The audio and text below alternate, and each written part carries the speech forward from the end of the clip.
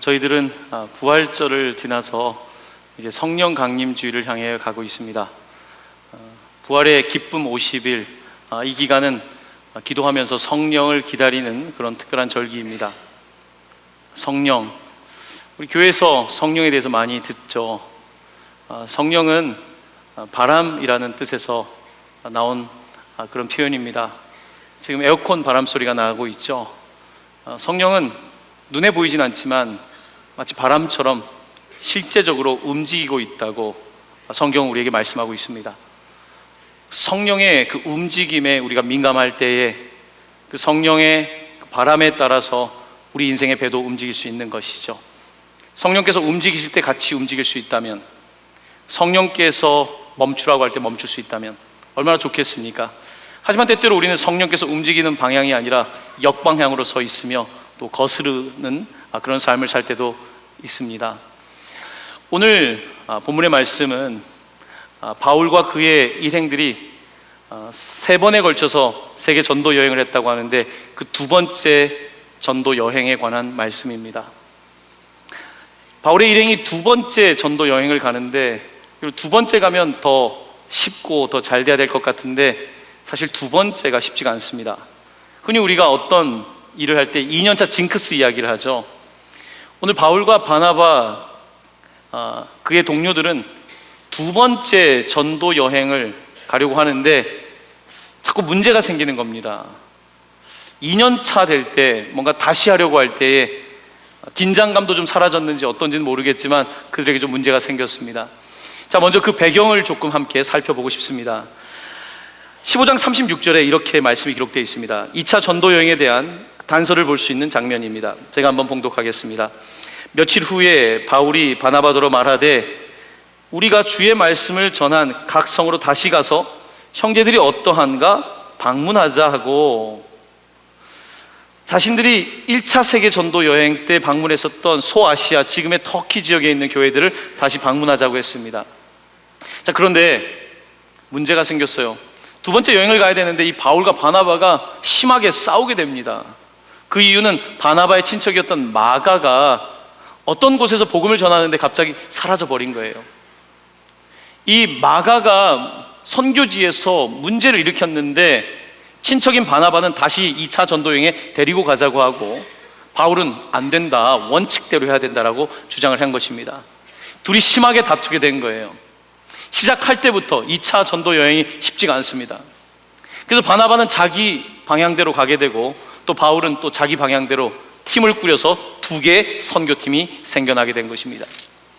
자, 바울의 일행은 터키 지방에서 2차 세계 전도 여행을 하면서 갔었던 곳을 다시 방문하게 되고, 그리고 그쪽 터키 위쪽에 있는, 북쪽에 있는 지방으로 가면서 복음 사역을 하게 되는데요, 이번 2차 전도 여행은 이상하게 힘이 들었습니다. 잘 안 되는 거예요. 여러분, 하려고 하는데 잘 안 될 때가 있지 않습니까? 자, 여러분, 성경의 그 단서를 또 한번 찾아보고 싶은데요, 오늘 우리가 9절부터 읽었었는데 6절과 7절, 사도행전 16장 6절과 7절 말씀을 저와 함께 봉독하겠습니다. 성령이 아시아에서 말씀을 전하지 못하게 하시거늘 그들이 부르기아와 갈라디아 땅으로 다녀가 무시 앞에 이르러 비두니아로 가고자 애쓰되 예수의 영이 허락하지 아니하시는지라. 아멘. 2번째 여행을 하는데 리더들끼리 심히 다투었고, 또 바울의 일행은 이 터키 지방을 계속해서 복음 사역을 하는데 성령이 막으셨다는 거예요. 가는데 허락하지 않고, 선교 사역이 너무 어려웠던 겁니다. 여러분, 우리의 인생 가운데도 이럴 때가 있습니다. 분명히 준비하고 계획하고 잘 될 거라고 생각하고 출발했는데 잘 안 되는 경우가 있지 않습니까? 이때 저희는 굉장히 당황스럽죠. 왜 안 될까? 내 힘으로 더 해보려고 하면 할수록 더 안 되는 거예요. 자, 오늘 본문은 바로 그 당시에 그런 모습을 이렇게 묘사하고 있는 것입니다. 바로 그때에, 이 길이 막힐 때에 하나님께서 환상 중에 바울에게 나타나셨습니다. 우리도 길이 막힐 때에, 기도할 때에 하나님께서 우리에게 나타나신 것과 마찬가지이죠. 오늘 9절 말씀입니다. 자, 어떤 환상을 보았는지 함께 9절 말씀 봉독합니다. 밤에 환상이 바울에게 보이니 마게도냐 사람 하나가 서서 그에게 청하여 이르되 마게도냐로 건너와서 우리를 도우라 하거늘. 아멘. 밤에 환상을 봤습니다. 환상을 봤는데 마게도냐 사람이 나타난 거예요. 지금 바울은 터키 지방에 있습니다. 터키 지방은 아시아죠. 아시아 지방에 있는데 마게도냐 사람, 유럽 사람이 나타나서 와서 우리를 도와달라고 간청을 하고 있습니다. 이 환상이 바울에게 굉장히 정확하게 보였습니다. 유럽 사람과 아시아 사람은 좀 다르겠죠. 분명하게 보인 것입니다. 한국 사람과 일본 사람과 중국 사람은 구별하기 참 어렵죠. 저도 해외에 살 때 저에게 막 와서 중국말을 거는 사람들이 있었어요. 쉽지가 않습니다. 북한으로 가야 될지 일본으로 가야 될지 중국으로 가야 될지 어떤 사람인지를 알아야지 정확하게 갈 거 아닙니까? 오늘 바울은 마게도냐 사람이 아주 선명하게 나타났습니다. 이런 선명한 환상을 보게 될 때에 우리는 확신을 더욱더 갖게 되는 것이죠. 지금까지 바울은 아시아권에 머물러 있었습니다. 1차, 2차 세계전도 여행을 하면서 아시아권에 머물러서 여기에다가 하나님의 교회를 세우는 데 집중했는데 성경은 마게도냐로, 탈아시아 유럽으로 지금 바울과 그의 선교팀을 이끌고 있는 장면입니다. 때때로 우리는 우리가 스스로 하려고 하는데 성령께서 막을 때가 있습니다. 막을 때 계속 하면 안 돼요. 하나님은 어디로 우리를 이끄시는가? 그때 바울은 환상을 보게 되었고 마게도냐로 떠나가게 되는데요. 자, 그 다음에 10절 말씀입니다. 환상을 본 이후에 바울의 모습을 우리는 주목해 볼 필요가 있습니다. 10절 함께 봉독합니다. 바울이 그 환상을 보았을 때 우리가 곧 마게도냐로 떠나기를 힘쓰니 이는 하나님이 저 사람들에게 복음을 전하라고 우리를 부르신 줄로 인정함이로라. 아멘.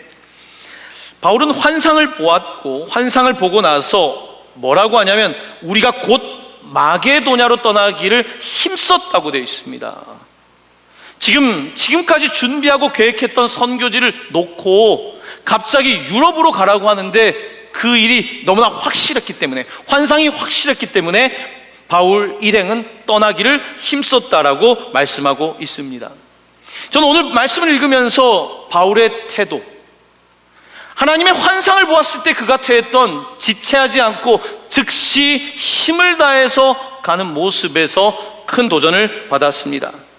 자, 그는 어떻게 정말로 움직였는지 여러분 11절과 12절 말씀입니다. 11절 12절 말씀 함께 봉독합니다.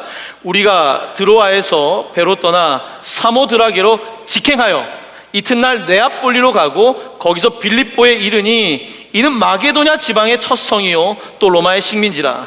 이 성에서 수일을 유하다가. 아멘. 바울과 그의 일행들은 그 환상을 보고 나서 바로 짐을 꾸렸습니다. 그래서 그 다음날 배를 탄 거예요. 여러분, 배는 날씨에 따라서 탈 수도 있고 안 탈 수도 있습니다. 그 다음날 배를 타고 섬까지 가게 되고, 그리고 그 섬에서 다시 배를 타고 직행을 합니다. 그리고 빌립보, 마게도냐 유럽 지방의 첫 번째 도시에 도착하게 됩니다. 마게도냐는 그리스 반도 위에 있는 지역을 마게도냐라고 합니다. 동유럽의 남단이지요. 바로 그곳에 첫 번째 유럽의 도시가 있는데 그 빌립보까지 직행하게 된 것입니다. 바울은 하나님의 말씀을 듣고 환상을 보았을 때에 명확한 환상을 보았고 그 명확한 환상을 따라 그렇게 움직이게 된 것입니다. 여러분, 우리는 살아가면서 지체하는 일들이 참 많이 있습니다. 즉각 해야 되는데 빈틈이 없이 즉시 시간과 시간 사이에 간격을 두지 않고 해야 될 일이 있는데 우리는 그저 지체하고 시간을 끌 때가 참 많이 있는 것 같습니다. 여러분, 즉시 하지 못하고 꾸물꾸물대고 우물쭈물대는 사람들의 심리가 왜 그런지 아십니까? 대부분 우물쭈물하는 사람들의 심리적 특징은 부모님의 양육 과정과 관련되어 있습니다. 부모님이 보통 강압적으로 뭔가를 시킬 때 자녀들은 그 부모님께 안 한다는 말은 못해요. 네, 하겠습니다 하고 나서 뒤에서 안 하는 거죠. 바로 이것이 강압적인 부모, 소통이 잘 되지 않고 자기 이야기만 할 때 자녀들은 일단은 모면하기 위해서 그렇다고 말하지만 실제로는 하지 않습니다. 우리가 하나님과의 관계에서도 그럴 수 있습니다. 하나님을 굉장히 두려운 분, 내 삶의 자유를 빼앗는 분으로 생각하는 사람은 하나님께서 우리에게 말씀하실 때에 하나님 네 하겠습니다고 하지만 마음에서는 안 합니다. 하나님의 음성을 듣긴 들리지만 네 라고 말하지만 그저 쉽게 말하고 따라가지 않습니다. 오늘 바울은 하나님의 음성이 들릴 때에 네 하겠습니다고 말만 하는 게 아니라 바로 그 다음날 모든 짐을 꾸려서 빌립보까지, 아시아에서 배를 타고 유럽까지 직행했다고 말씀하고 있는 것입니다. 여러분, 지체한다는 것은 미루는 것이고 체한다는 것은 바로 막혔다는 뜻입니다. 지체할 때 체자는 우리가 음식을 먹을 때 체했다 할 때 같은 한자입니다. 여러분, 어린 시절에 먹다가 제가 체하는 일이 참 많았습니다. 체한다는 것은 막혔다는 거죠. 그때는 소화력도 안 좋았고 또 먹다 보면 음식에 욕심이 나서 참 많이 먹었던 것 같아요. 그게 체하는 일이 있습니다. 자, 체하면 여러분 어떻게 해결해야 됩니까? 엄마한테 가서 손을 내밀어야 됩니다. 손을 내밀면 엄마가 실로 묶고 뭐 하십니까? 네, 침으로 하나를 따주죠. 어릴 때 이걸 따면 좋다는 건 알고 있지만 이 실로 이걸 묶을 때 막 피가 이렇게 고일 때 너무 싫죠. 그때 바늘을 대면 검은 피가 나오지 않습니까? 하나 따고 이제 도망가려고 그러면 엄마가 뭐라 합니까? 두 번째 손가락, 세 번째 손가락을 다 땁니다. 이제 끝났다 싶으면 안 된다 그러십니다. 또 다른 손을 꺼내서 10개 손가락을 다 따면 어떻게 됩니까? 그때부터 트름이 나오기 시작하고, 네. 우리가 뭔가 막힐 때, 체했을 때, 지체될 때, 그때 가만히 있으면 안 됩니다. 그때 가만히 있으면 그 다음 날까지 해결되는 게 없습니다. 아침 식사할 수가 없습니다. 그 밤에 즉시 체했을 때, 그 증상이 났을 때 그것을 뚫어줘야지 그 문제가 해결되는 것이죠. 오늘 사도 바울과 그의 일행들은 하나님의 환상을 보았을 때 지체하지 않습니다. 미루거나 이것을 우물쭈물하지 않습니다. 즉각적으로 반응하고 있는 것을 보게 됩니다. 바울뿐만이 아닙니다. 바울을 변화시켰던 예수님은 아주 즉각적으로 일을 하시는 분이었습니다. 특별히 마태, 마가, 누가, 요한복음 가운데 마가복음은 대부분의 접속사를 보면 즉시라고 하는 말을 사용하고 있습니다. 예수님은 갈릴리에서 제자들을 부르셨을 때 즉시 제자들이 그물을 버리고 따라갑니다. 또 아픈 사람들을 보시면 즉시 손을 내밀어서 안수하시고 기도해 주십니다. 예수님은 즉시 이 마을에서 저 마을로 가시며 복음 사역을 하셨다고 말씀하고 있습니다. 예수님은 늘 긴장을 유지하셨습니다.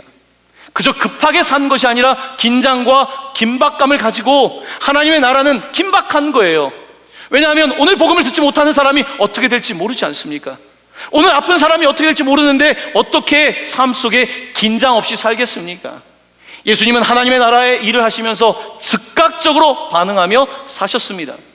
오늘 사도 바울과 그의 일행들도 하나님께서 주신 환상을 보면서 즉시 움직이고 있습니다. 배에 올라타야 되는 것입니다. 대학교 때 강촌으로 MT를 간 적이 있습니다. 그때 이제 학교에서 버스를 타고 서울역까지 가서 완행 기차를 타게 되는데, 그때 이제 차가 막혀가지고 저희가 기차를 놓치면 모든 MT 일정이 어떻게 됩니까? 이제 선배가 굉장히 다급합니다. 우리한테 내리자마자 철도로 뛰라는 거예요. 얼마나 또 짐도 많습니까?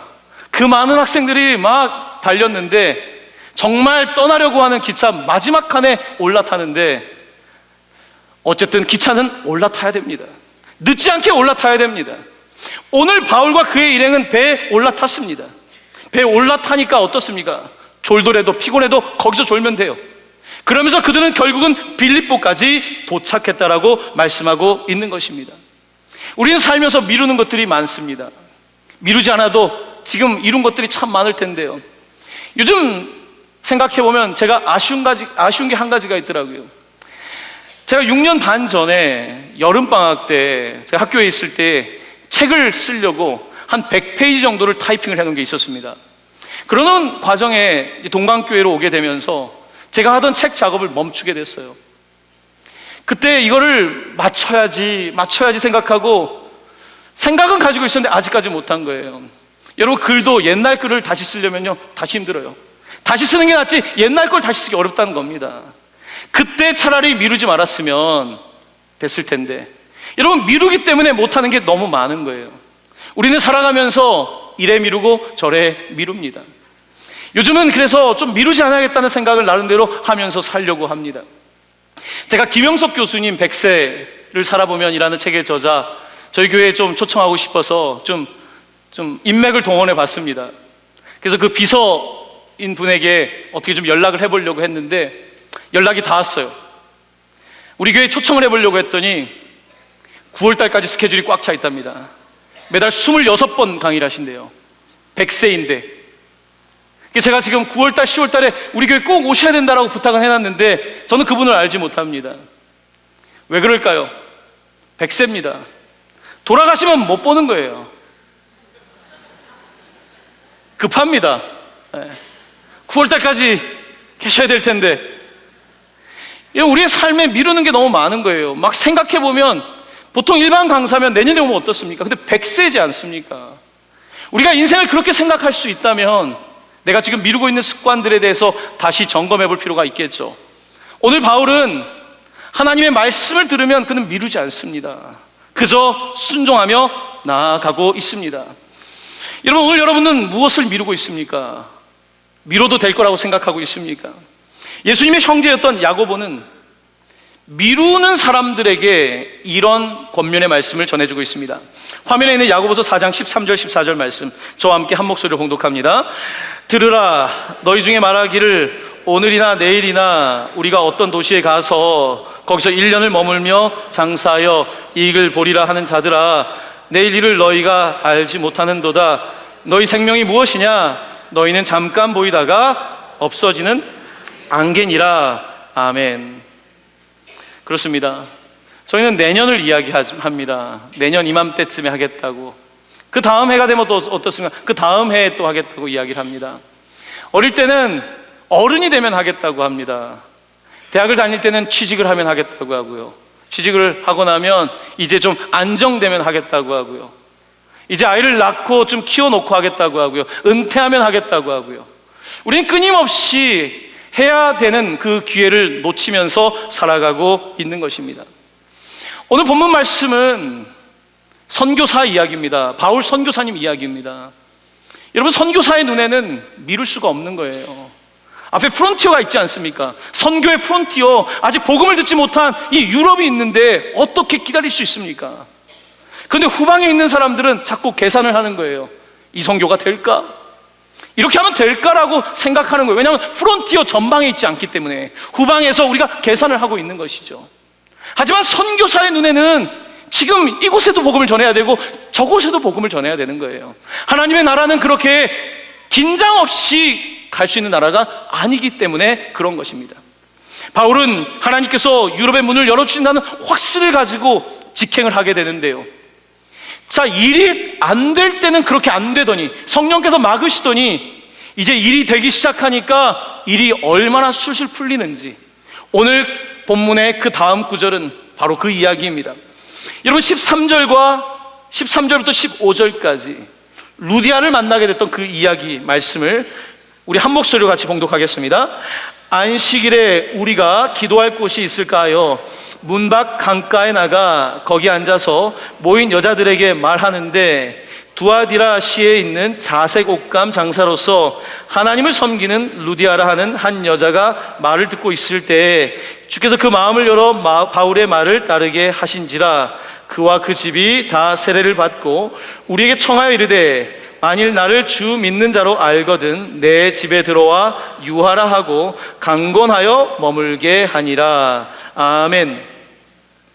이제 빌립보까지 직행을 했습니다. 직행을 하고 나서 이제 여장을 풀었겠죠. 그리고 나서 안식일이 된 겁니다. 그러니까 토요일 아침이 된 거예요. 그때 이들이 기도할 곳을 찾고 있었습니다. 회당을 쉽게 못 찾았던 것 같아요. 그래서 좀 조용한 기도할 곳을 찾다가 강가로 가게 되었는데, 그 강가에 한 여인의 무리가 있었다고 말씀하고 있습니다. 자, 그 가운데 눈에 띄는 한 여인이 있었습니다. 대표로 보이는 그 여인의 이름이 루디아입니다. 루디아라고 하는 여인은 자색 옷감, 보라색 옷감을 파는 사람이었습니다. 보라색은 조개에서 꺼낸 특별한 염료를 가공해서 만들어내는 그런 비싼 옷감입니다. 이 보라색을 추출할 줄 아는 생산 능력을 가지고 있었던 아마 루디아와 그의 일행들은 이 옷감을 만들었던 것 같습니다. 이 옷감을 만들어서 파는데 고가의 옷이다 보니까 귀족 부인들에게, 또한 귀족들 왕에게 팔게 됩니다. 이 루디아는 이 소아시아부터 이쪽 마케도니아를 거쳐서 로마까지 이곳을 다니면서 비즈니스를 하고 있었던 것 같습니다. 오늘 이들은 빌립보에 있습니다. 빌립보에 있으면서 그곳에서 이들도 아마 안식일이 되었을 때에 아마 영적으로 갈급했는지 거기에 모여 있었습니다. 바울은 그곳에 도착했을 때 이 여인들에게 복음을 선포합니다. 복음은 복잡하지 않습니다. 이 여인들에게 우리는 유대인이고 우리가 아는 성경은 메시아에 대해서 말씀하고 있는데, 그리스도에 대해서 말씀하고 있는데 우리가 그리스도를 만났습니다. 그는 하나님의 아들인데 그가 이 땅에 오셔서 여러분과 나와 우리의 죄를 위하여 십자가에 죽으셨고 그가 3일 만에 성경에 기록된 대로 부활하셨습니다. 그리고 그는 다시 오실 것입니다. 그 예수를 믿는 사람은 구원을 받게 되고 인생의 영원한 생명을 누리게 됩니다. 이 말씀을 어떤 사람은 들을 때에 무슨 그런 이야기가 다 있냐 하고 거부합니다. 그런데 또 어떤 사람들은 그 말을 들을 때에 믿어집니다. 그 말이 믿어질 뿐만 아니라 왜 지금 이 복음을 저에게 전해주십니까? 이 복음이 믿어지는 사람은 너무 아쉬운 거예요. 이 복음을 늦게 들은 것이 아쉬운 거예요. 오늘 루디아와 그의 일행은 이 복음을 듣습니다. 이 복음을 듣고 믿어져요. 참 그런 걸 보면 신기한 것 같아요. 어떤 사람에게는 믿어지지 않는데 어떤 사람에게는 너무 쉽게 또 믿어지는 거예요. 루디아와 그의 일행은 믿습니다. 믿게 되고 그리고 그들은 그 자리에서 세례를 받겠다고 하는 겁니다. 우리는 요즘 세례할 때에 교리 공부를 해야 되고 이런저런 교회에서 정한 규칙을 따라갑니다. 그 규칙도 중요하지요. 하지만 당시는 그렇지 않았습니다. 당시의 사람들은요, 그런 신학적인 것이 정립되기 전에 예수님의 복음을 듣고 나서 벌써 가슴이 뜨거워진 거예요. 그 자리에서 세례를 받습니다. 이들은 세례를 받았어요. 세례를 받을 뿐만 아니라 속도가 굉장히 빠릅니다. 오늘 본문에 보면 세례를 받았을 뿐만 아니라 루디아라는 여자가 아주 당돌하게 이런 이야기를 하고 있습니다. 15절 후반부입니다. 만일 나를 주 믿는 자로 알거든 내 집에 들어와 유하라 하고 강건하여 머물게 하니라. 여러분, 이 루디아라고 하는 여자분이 지금 여자들이 같이 사는 곳 아닙니까? 여기 바울과 일행은 남자들입니다. 이들을 강권에다가 우리 집에 꼭 거예요. 여러분, 루디아가 얼마나 적극적인 여인인지 아시겠습니까? 적극적이니까 이렇게 자색옷감을 만들어서 비즈니스를 당시에 성공했겠죠. 그러니까 많은 여인들을 거느리고 그들에게 직업을 주는 역할을 했겠죠. 루디아는 수준 높은 여인이었습니다. 바울의 말씀을 듣고 나서, 그 강론을 듣고 나서 깨달은 거예요. 이분 보통 분이 아니구나. 여러분, 이분을 놓치기 싫은 거예요. 오늘 듣고 빠이빠이가 아니라 저희 집에 오십시오. 아침에도 말씀을 듣고 싶고 저녁에도 말씀을 듣고 싶고 강권하여 자기 집에 머물게 하고 있습니다. 여러분, 어떤 일에 성공한 사람은 보는 눈이 있기 때문에 그런 거예요. 루디아는 바울을 볼 줄 알았어요. 들을 줄 알았던 겁니다. 그가 전하는 말씀에 귀가 열리게 됐을 때 그냥 보내지 않고 우리 집에 강권에다가 여자들만 사는 집에 모셔다가 말씀을 가르쳐 달라고 전하고 있습니다. 고수가 고수를 알아보는 것이죠. 오늘 본문 가운데 바울과 그의 일행은 처음에 터키에서는 그렇게 하려고 해도 성령이 막으셔서 일이 되지 않았습니다. 그전에는 또 크게 다퉜고요. 하려고 하는데 되지 않을 때가 있습니다. 문이 닫혀요. 그런데 하나님께서 문을 여시니까, 환상을 보고 가니까 우리가 원하는 대로 가는 것이 아니라 환상을 보고 하나님의 뜻에 맞추기 시작하니까 문이 열리기 시작하는데, 이 한 번에 루디아 가정을 만나게 되고 그들이 구원받고 첫 번째 빌립보 교회를 세우는, 유럽의 첫 번째 교회가 세워지는 일이 너무 쉽게 진행이 된 것입니다. 목회를 하다 보면 어떤 목사님들에게 이런 이야기를 들을 때가 있습니다. 목회가 너무 쉽다는 거예요.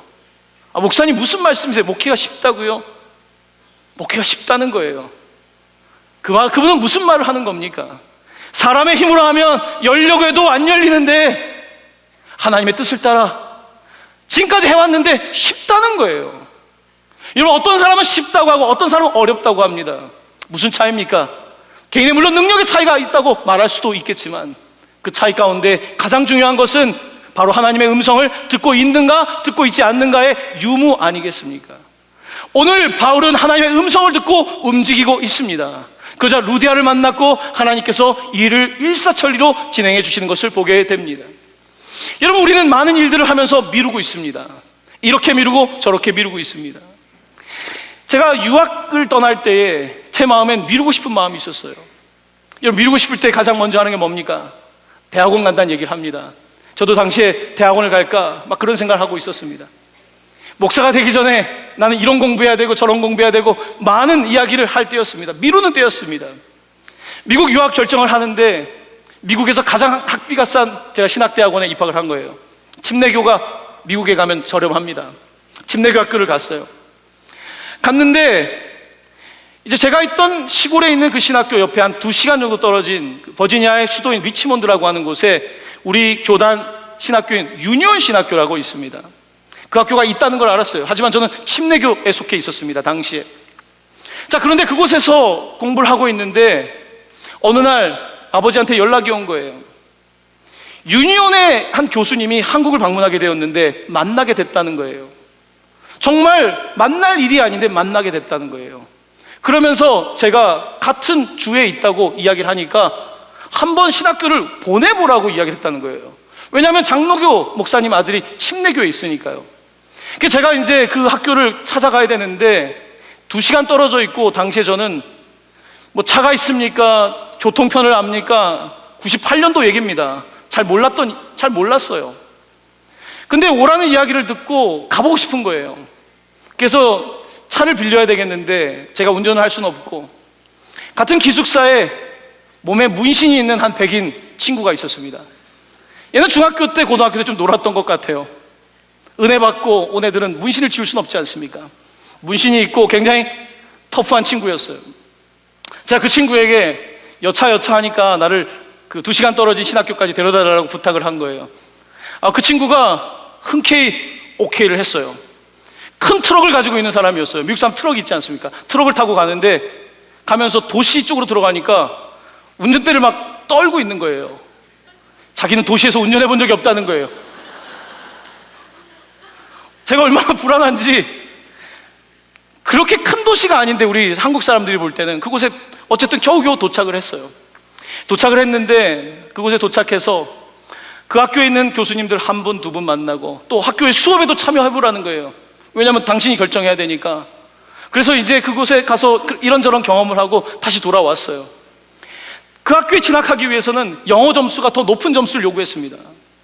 제가 그 점수에 토플 시험이죠. 토플 시험에 17점이 모자라고 있어서 17점. 제가 한국에서 딱 토플 시험을 한 번 봤거든요. 자, 미국에 가서 두 번째 제가 토플 시험을 봐야 되는데 17점을 더 받아야 돼요. 당시에 17점은 쉽지 않았습니다.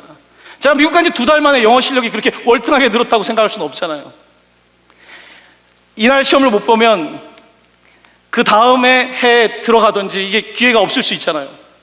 그날 시험을 보게 되는데 조금은 잘 본 것 같은데 점수가 나올까 말까 고민하고 있었어요.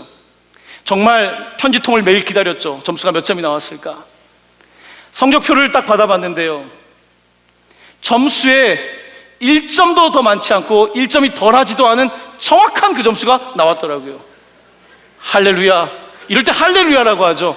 점수가 너무 많이 나오면 공부를 많이 했기 때문에 아깝고, 너무 조금 나오면 조금 부족하면 억울할 거고, 정말 1점도 못하지 않고 정확한 점수가 나온 거예요. 학교에서는 저에 대해서 긍정적으로 생각했기 때문에 모든 원서가 준비된 거예요. 원서를 냈습니다. 원서를 내고 제가 8월 달에 유학을 갔는데 1월 3일 날 그 학교에 전학을 간 거예요. 이런 일은 거의 없다는 거예요. 갔는데 저는 학비를 내야 되는 줄 알았는데 당신은 풀 스칼라십으로 학교에 입학이 된 거기 때문에 4년 동안 그냥 학교를 다니면 된다는 거예요. 자랑하려고 하는 게 아니라 일이 되기 시작할 때는 되더라고요. 여러분도 마찬가지야. 되기 시작할 때 되는 게 있고 안 될 때 안 되는 게 있는데, 저는 돌아보면 그렇습니다. 하나님께서 내가 우물쭈물하고 두려워하고 있을 때 그때 억지로 결정을 하고, 그 당시에 뭐 결정할 때 뭐 적극적인 결정입니까? 20대 나이에 그렇게 결정을 하고 가니까 그때부터 하나님께서 일하시기 시작하는데 정말 모든 일들이 이렇게 순조롭게 진행될 수 있을까 할 정도로 그렇게 일이 진행되는 것을 경험했습니다. 여러분, 우리는 하나님께서 우리에게 주시는 말씀이 있어요. 각자에게 소명이 있는데 그걸 미룰 때에 더 미뤄지게 되는 거죠. 그때 그런 선택을 했기 때문에 그 다음에 결과가 있었던 것이겠죠. 얼마 전에 우리 교회 청년 중에 한 젊은이가 저에게 찾아왔어요. 자기가 이제 앞으로 직장, 사업, 나름대로 꿈이 있는데 목사님에게 컨설팅도 받고 싶고 기도도 받고 싶다는 거예요. 뭐 이런저런 이야기를 하는데 이 친구가 이렇게 성장했구나, 제 마음이 굉장히 뿌듯했습니다. 그때 저한테 굉장히 와닿는 단어를 얘기하더라고요. 20대에 어려운 일을 도전하며 살고 있는데 자기의 소신은 뭐냐면 영어로 두 글자로 얘기하더라고요. Fail fast. 일찍 실패해라. 이게 자기 인생의 모토라는 거예요. 20대 젊은이가 성공을 하려는 게 아니라 먼저 실패해야 된다는 게 자기의 모토라는 거예요. 지금은 실패해도 괜찮잖아요. 20대니까. 그래서 도전하겠다는 거예요.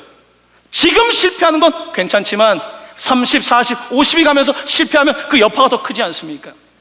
저희 교회 청년이 아니라 또 다른 교회 청년을 제가 만나서 몇 달 전에 이런저런 이야기를 나눈 적이 있습니다. 그 청년이 20대 후반인데 요즘 주식을 배웠대요. 그러면서 주식을 하는 이유에 대해서 이렇게 설명해 주더라고요. 목사님, 20대 주식을 하면 몇백만 원 잃어버립니다. 30대 주식을 하면 몇천만 원을, 40대 주식을 하면 몇 억을 잃어버립니다. 그래서 자기는 20대 주식을 시작했다는 거예요. 여러분, 주식을 시작하라고 말씀을 드리는 것은 아닙니다. 10년이 늦어지면 더 많이 늦어지는 거예요.